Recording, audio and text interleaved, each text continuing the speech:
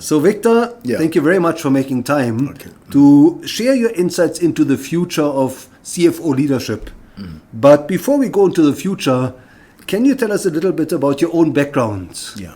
Where did you grow up? Yeah, I grew up in Mamelodi. It's a township east of Pretoria. And I went to school in Mamelodi through the Bantu education system from primary school up to high school in Mamelodi.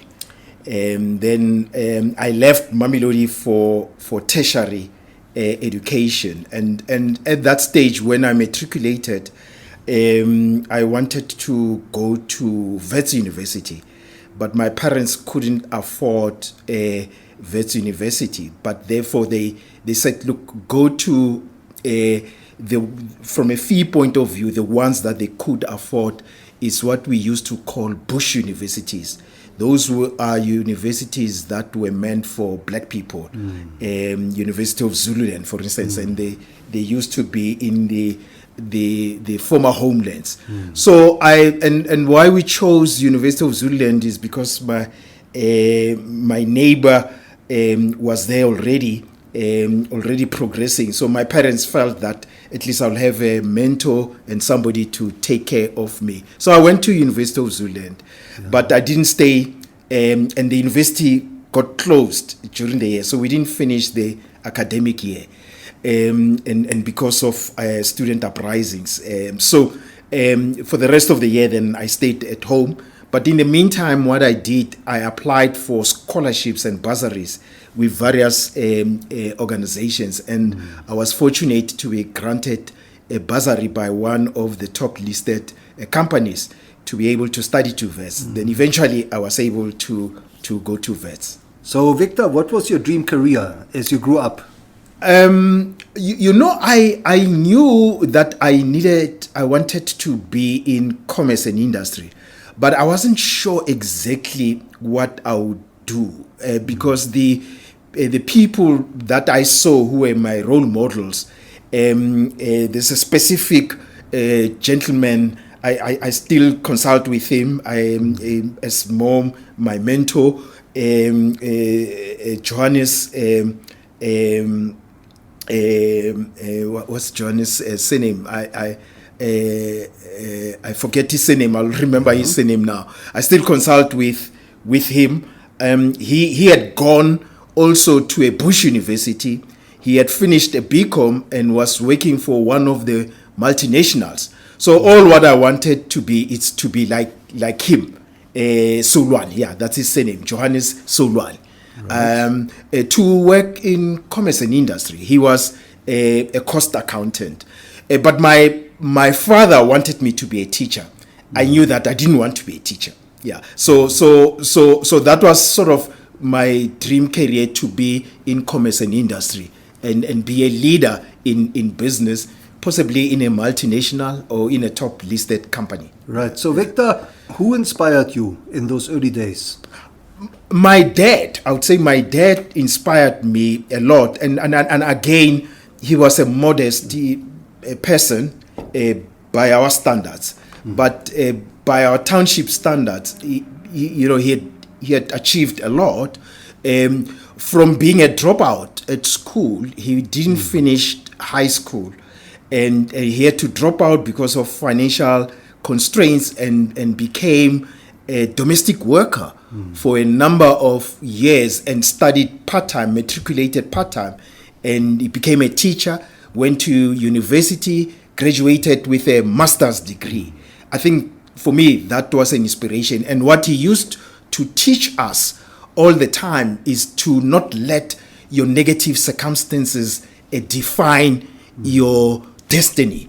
You need to rise above the challenges, above the constraints that you are facing, and move on. Because during those days, people would use the apartheid system as a barrier to say, oh yeah, if it wasn't the apartheid system, I would be doing this, I would be this person, and would be this person. And my dad would challenge that scenario to say, what's stopping you?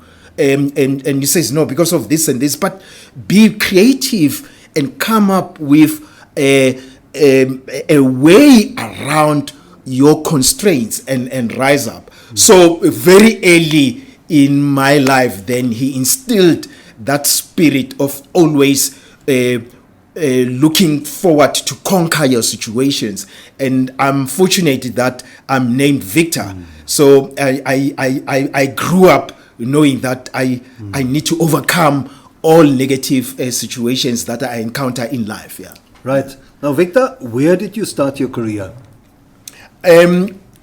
When I finished studying at Wits University of Witwatersrand, at that stage when I was studying, like I said, I wasn't sure what exactly I wanted to do. But I found myself excelling in the subject accountancy, which or accounting, which they call it in university.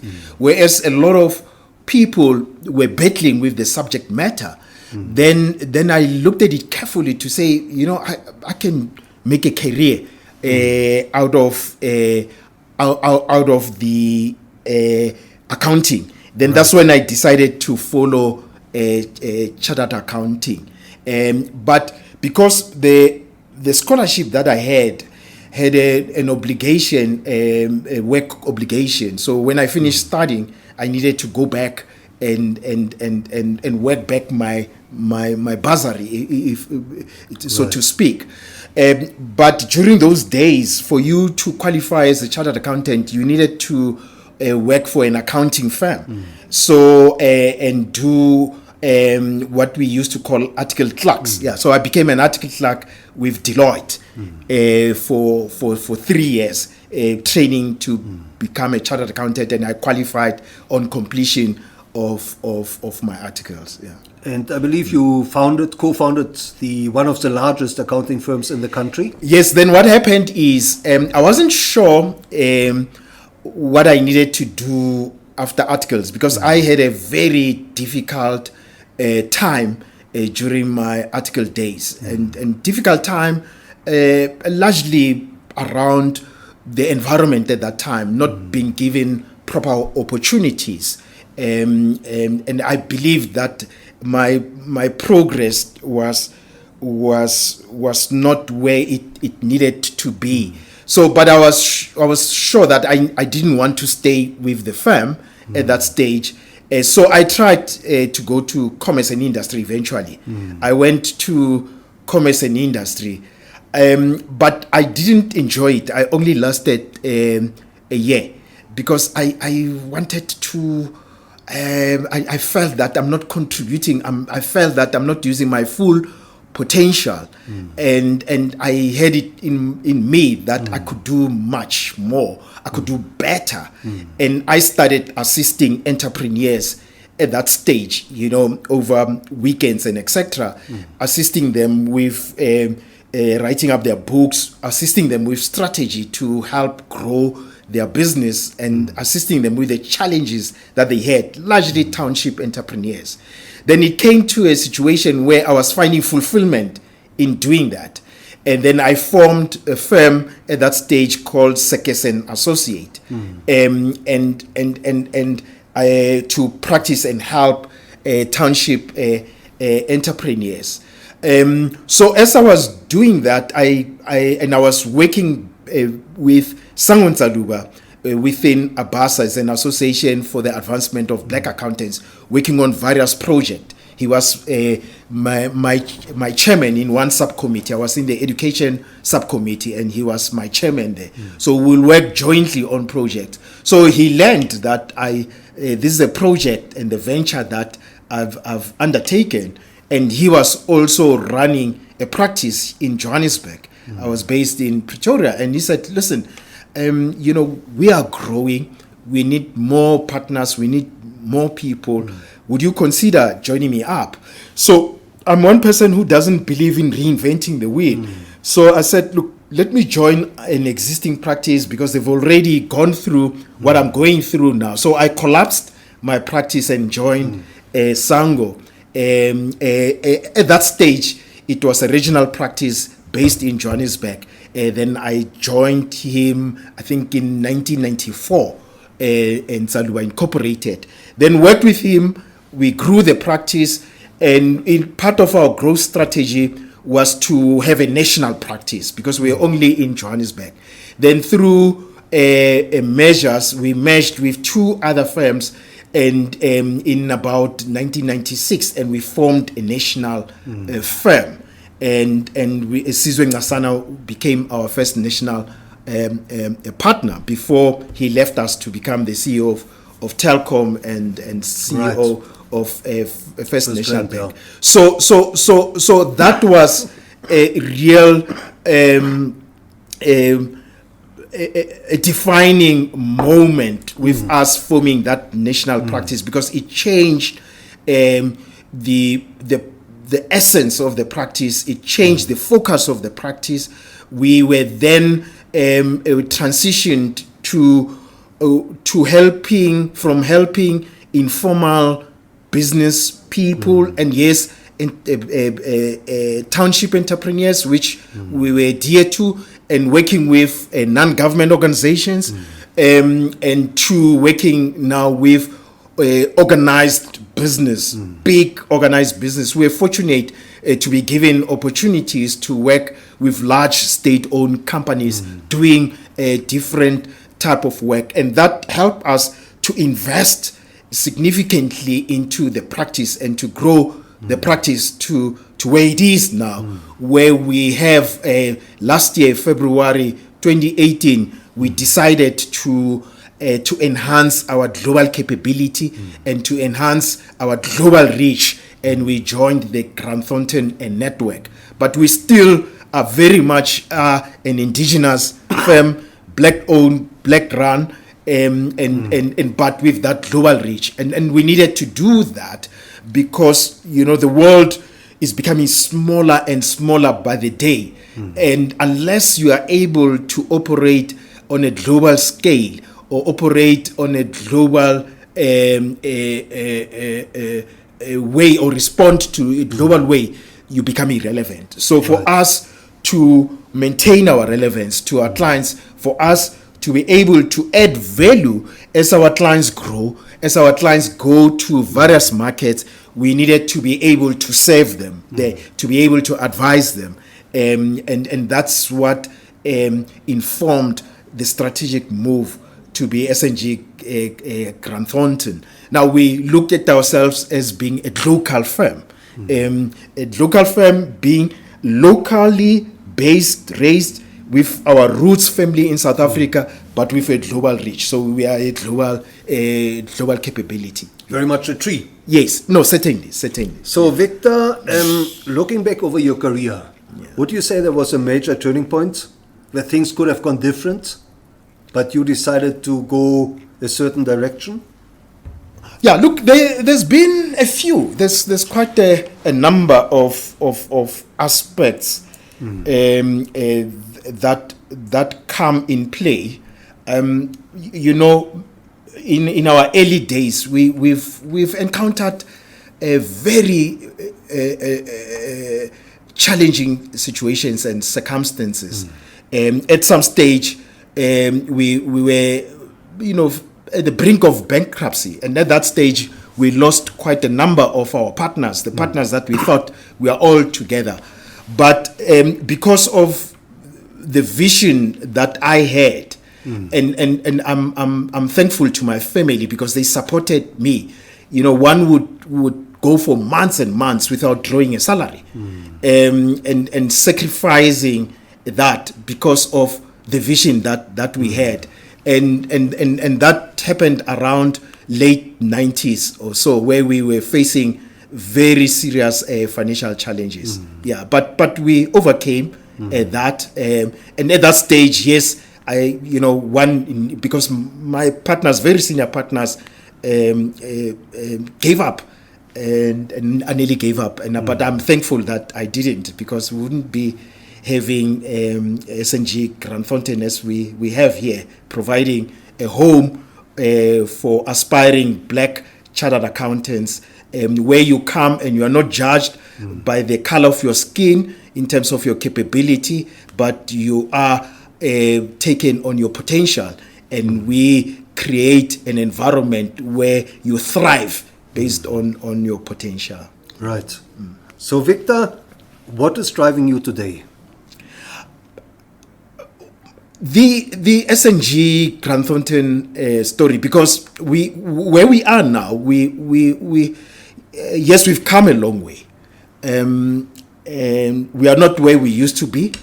We've progressed, but there's still a lot to do to be where we aspire to be. And the challenge of building this legacy, because we want to and we aspire to build a legacy firm that will outlive all of us, and that keeps on driving me, because we are not there yet, and it inspires me to wake up every morning to look out to the day and resolve issues, challenges that will come our way in terms of building this legacy which we believe will make our nation, South Africa, proud, but not only our nation, but our continent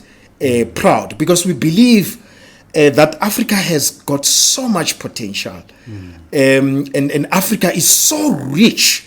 I mean, rich in many ways, rich in culture, rich in minerals, which is economic wealth, and rich in natural resources, and yet so poor, which is a contradiction. And we believe that it will take organizations like ourselves to start bridging that gap between potential and reality, and translate this potential into prosperity. But we need to be committed to the continent with all its challenges, and contribute in our own way. Contribute in what way? In many ways. In the projects that we do, try to leave something lasting, other than just going there and getting your fees and disappearing. So and largely the areas which we want to impact are around governance, around ethical leadership, around leadership broadly, and leadership in its broad sense. Whilst, yes, we are in business, we understand that there's an ecosystem with political leadership, societal, civil leadership, social, and business as such, when all these social partners collaborate together. So we see ourselves playing a role in that. We don't see ourselves being just, an organization for maximizing profits for the owners, but we look at ourselves as having a role to play in getting Africa to progress as a continent. And that's what keeps us coming in and going. And yes, it's small contribution, but small contribution together with other small contributions, we need to progress. We cannot give up on the continent. We can't. And we believe that the solutions for the continent's problems must come from the continent itself. Yes, it's good. We can look at what the world is doing there. Because we are part of that global world.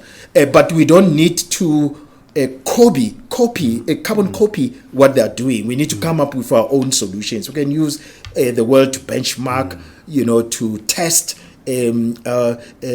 But we believe we need to come up with our solutions ourselves. So, Victor, how do you expect the role of the future CFO, or the role of the CFO, to change in future?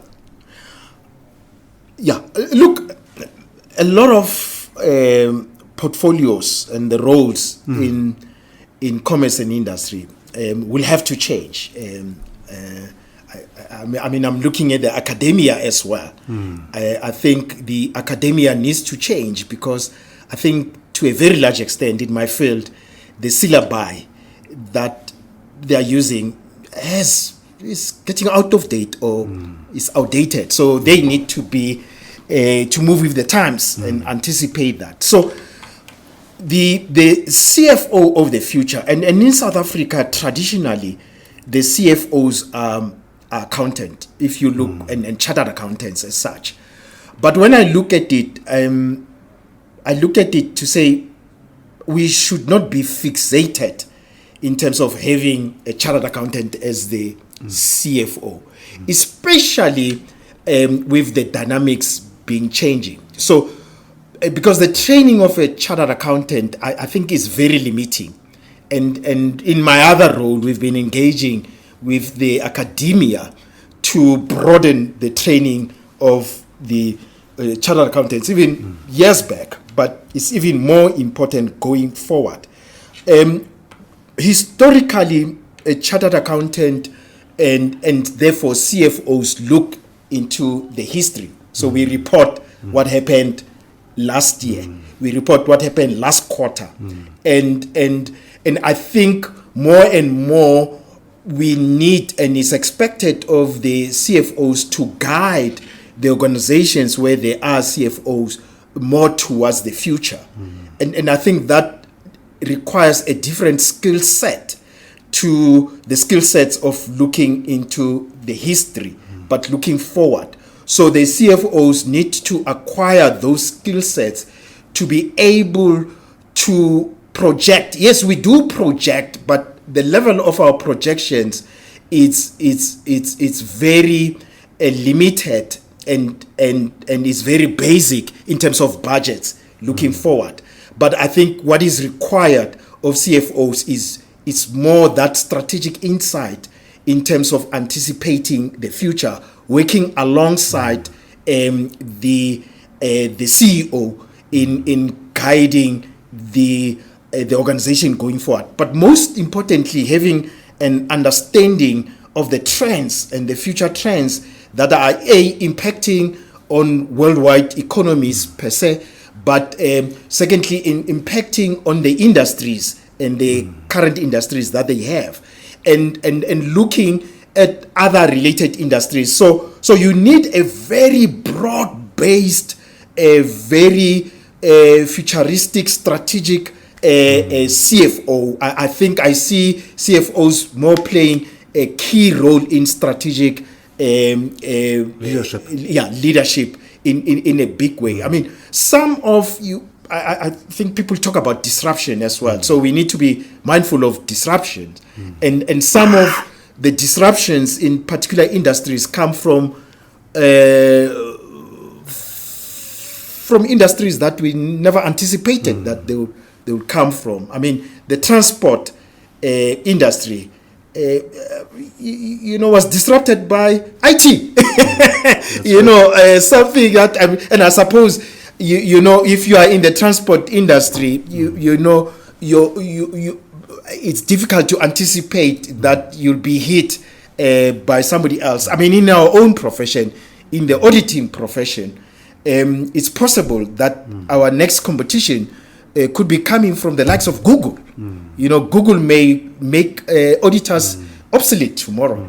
So you need to be mindful of that and to say, how is technology, particularly technology, impacting on your industry? But most importantly, how can you embrace that technology as a competitive advantage in you? And I see the CFO playing a key role alongside the other C-suite, the CEO. Some organizations have chief strategic officers alongside the chief strategic officers. But mostly more from a data point of view, because more and more now with the likes of data analytics, machine learning, there's a lot of data that is now available, and there's a lot of tools to accumulate that data. But then is a question of what does this data mean in many respects? Yes, I think it's all sorts of data, not only financial data. I see the CFO playing a role in terms of that, helping the organization in terms of the data that the organization collects on a daily basis, on a minute-by-minute basis, to say, what does this data mean for us? Particularly, can we do anything about this data? How can we use it to help us be successful today, to help us successful tomorrow, and hopefully in perpetuity. So, Victor, what have you learned from your own journey that you consider most important for building future CFO leaders? The one area that I've learned over the years, I think technical expertise is easy to get. I think you can read up books, and thank you for the book. You can research, you can study.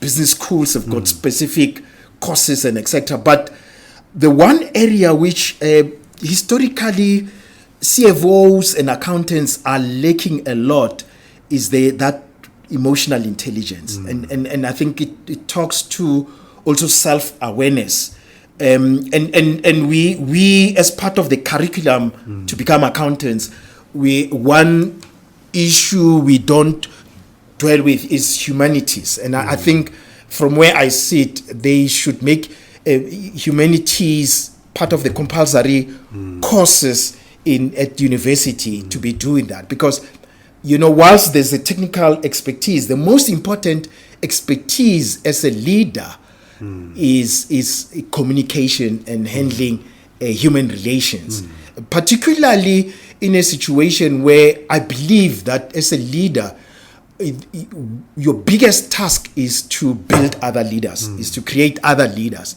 But you are not able to do that if your emotional intelligence is not matured.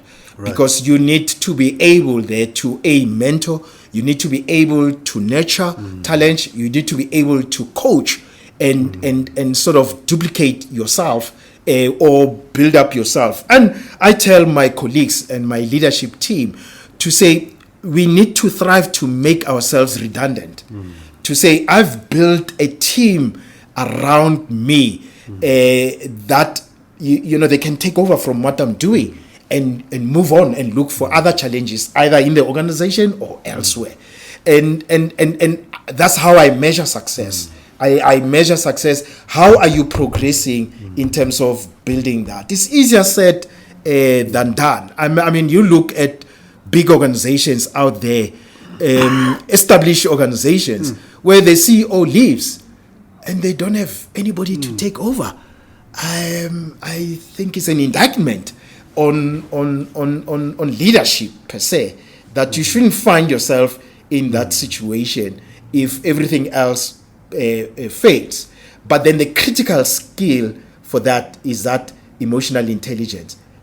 Be self-aware, but help build nature, encourage, coach, whatever, people that will be able to step into your shoes or be better than you yourself.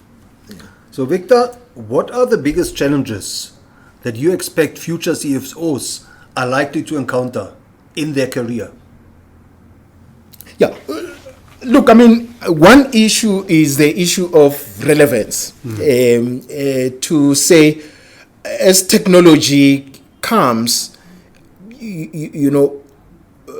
and takes over quite a lot of the tasks.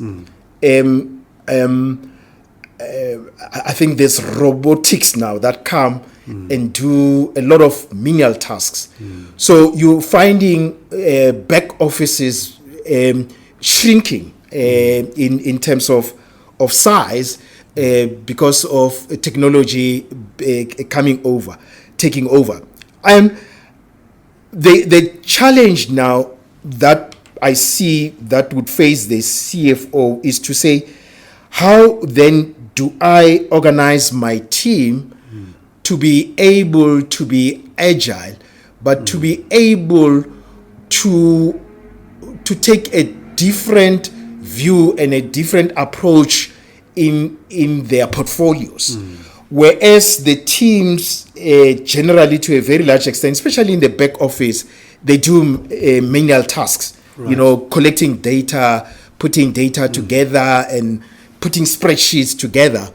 In future, all that will be automated. Now, as a CFO is a question, and the biggest issue that we are already facing currently is getting the right skill sets that will be able to bring into the organization a critical thinking skills, and not so much doing skills, but analytic skills, to be doing that. Firstly, you as the CFO, you need to transform. But secondly, you as the CFO, you also need to transform your team. I think that's one area that comes to mind from the challenges that we have. The other challenge that we have, that is, it's not new as such, but to a very large extent, I think the CFO is central. When you look at the corporate failures that have come, corporate failures where there are no warnings in terms of coming to say, the organization is about to go into business rescue and etc. So generally in that situation, I think it's expected of the CFO to be able to come up with red flags. I don't think we've been able to be predictive in terms of business failures that are coming. The idea is you need to be able to come up with red flags and come up with a plan to prevent that business failure. Business failure coming out of difficulties, operational difficulties, and be able. We're seeing a lot of corporations going into business rescue and finally going into liquidations. But at the center of it, yes, you've got the CEO, you've got the CEO. I think the CFO is at the center of this in terms of bringing the red flags. The other area which somehow impacts on the CFO which is topical now, especially in South Africa, is the issue of corruption and ethical behavior in an organization. Because there's the CFO, amongst other things that they are responsible for, is the cash flows of the organization. Now, you need a strong-willed CFO who can stand against a strong-willed CEO to be able to bring and maintain an ethical culture in an organization. Many a times where there's been unprecedented fraud, corruption, you find, when you look at it in the studies, you'd find that CFOs didn't stand their ground to say, no, I stand, it stops here. And I think a lot is demanded out of the CFOs to be able to have that strong character. A strong character, whilst, yes, you are the right hand or left hand man or woman of the CEO, but you need to be able to have that strong will at the risk of losing your job to say no when the certain ethical lines are being drawn. Now, Victor, when it comes to social media, what is it that you tell future leaders, future CFO leaders? How should they handle social media to build their own leadership brand? Yeah, look, it's one area I myself I'm a Johnny late, come late. I don't know what they say is in that. I've been, and I'm still to a very large extent, shy, very shy with the social media. But I've realized and I've learned that, especially with this generational mix that we have, I mean, my firm, we employ a lot of young people. They come out of university and come here. And I've realized that as a firm, we need to transform and embrace social media, and we've progressed with that. But because of that, I, as the leader and the face of the firm, by virtue of that, I also need to embrace it with the assistance of my team.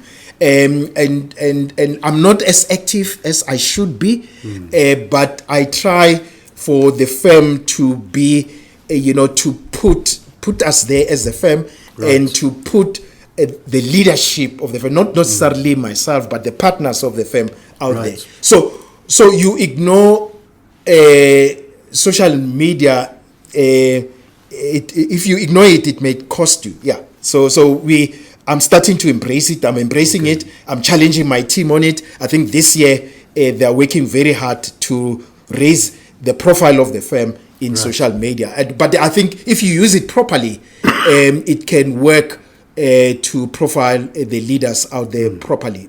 But qualifying if you use it properly, because it can go negatively as well, and Victor, as a mentor to future leaders, especially future CFO leaders, can you maybe share a success story or two where you mentored an aspiring leader and that person took your advice to heart?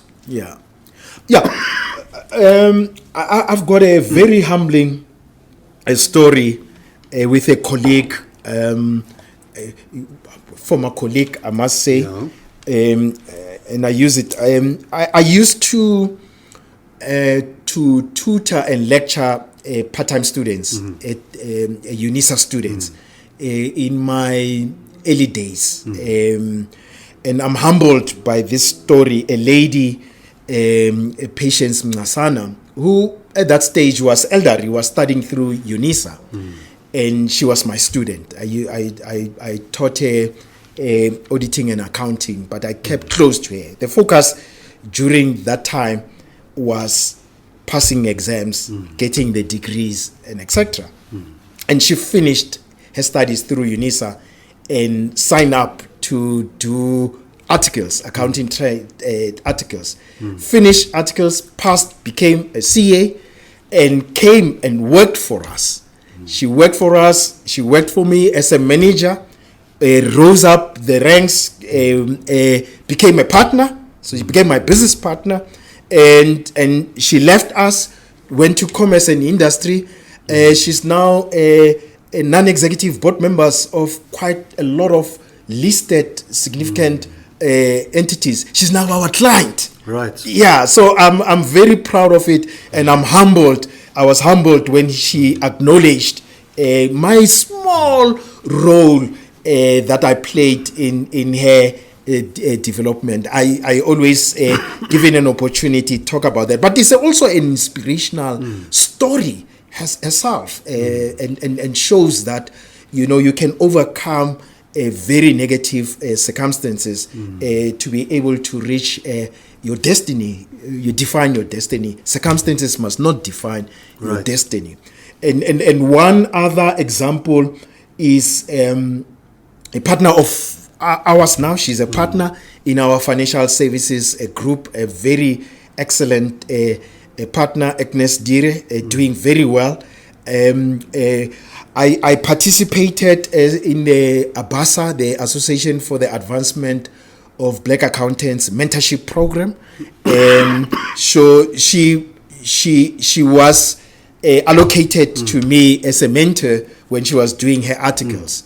And through the mentorship, it was a formalized program with sessions and guidelines in terms of what we do.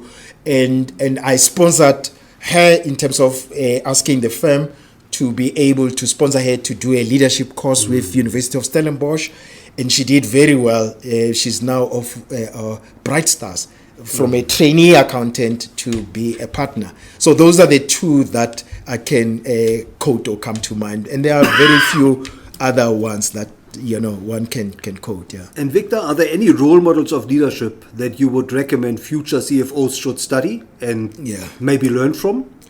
Yeah. Look. I mean, the issue of role model. It's quite an interesting one. I myself have a few role models that I look at for particular aspects of one's career and profile, and it's good that you need to have a role model, and possibly if you are able to have a coach as well. I'm not necessarily referring to formal coach. You can have a formal coach, that helps as well, but somebody, a mentor type person that you can bounce off ideas like.